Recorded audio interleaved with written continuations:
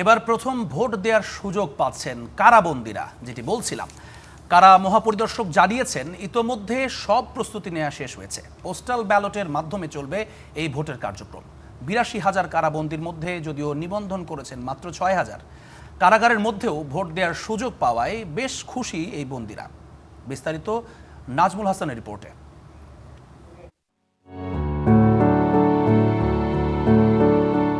কারাগার, যেখানে নানা অপরাধে অভিযুক্ত ও সাজাপ্রাপ্তরা বন্দী থাকেন বিভিন্ন মেয়াদে।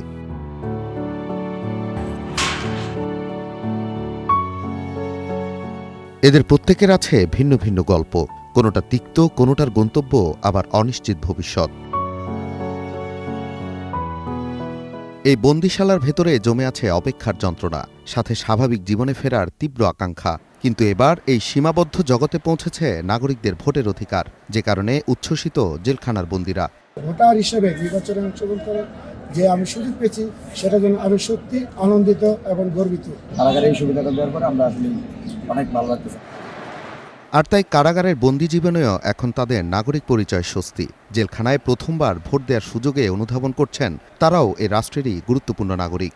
আমরা কখনো ভোটাধিকার পাইনি। আমি সরকার এবং কারা কর্তৃপক্ষের উপর কৃতজ্ঞ এবং আমার কাছে খুবই ভালো লাগে।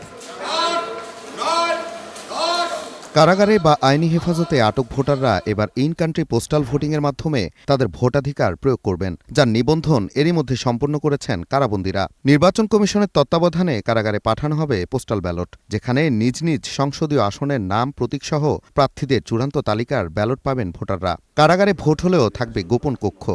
ভোটারদের ভোট সম্পর্কে এবং গণভোট সম্পর্কেও, হ্যাঁ ভোট সম্পর্কে তাদেরকে ইকুইপ করা, যে তারা যাতে প্রকৃতপক্ষে বুঝে শুনে তারা যেটা পছন্দ করেন ওটা চুজ করেন। তো তাদের আগ্রহ, আমি যথেষ্ট যারা অনেকের ভালো আগ্রহ দেখেছি ভোট দানের ব্যাপারে। সো কারাগারে ভোটাধিকার প্রয়োগের ক্ষেত্রে যে সিক্রেসি অথবা গোপনীয়তা মেনটেন করা, ওইটা আমরা তারপর ভোটারদের অথবা বন্দীদের এই ফ্যাসিলিটিটা দিব।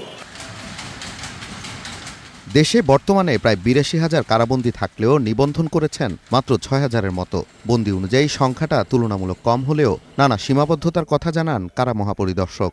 যারা লং টার্ম বন্দী আছেন, অনেকের এনআইডি কার্ড নিয়ে সমস্যা, মানে এনআইডি না থাকার কারণে কিন্তু তারা ভোটার রেজিস্ট্রেশনটা করতে পারেনি। আরেকটা, যারা হয়তো বা রিসেন্টলি তারা কারাগারে গিয়েছেন বিভিন্ন কারণে, তাদের মধ্যে একটা এক্সপেকটেশন কারণ হচ্ছে একবার যদি তারা পোস্টাল ব্যালটে তাদের রেজিস্ট্রেশনটা করে ফেলে, তাহলে কিন্তু সে বাইরে গেলে আর ভোটটা দিতে পারবে না।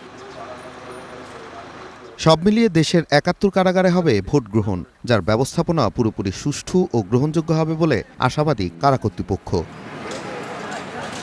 কারাগারের ভেতর চার দেয়ালের মধ্যে মানুষের জীবনের অনেক কিছুই থেমে যায়। থেমে যায় স্বাধীনতা, থেমে যায় স্বাভাবিক জীবন। কিন্তু ত্রয়োদশ জাতীয় সংসদ নির্বাচনে এবার থামবে না তাদের গণতান্ত্রিক ভোটের অধিকার।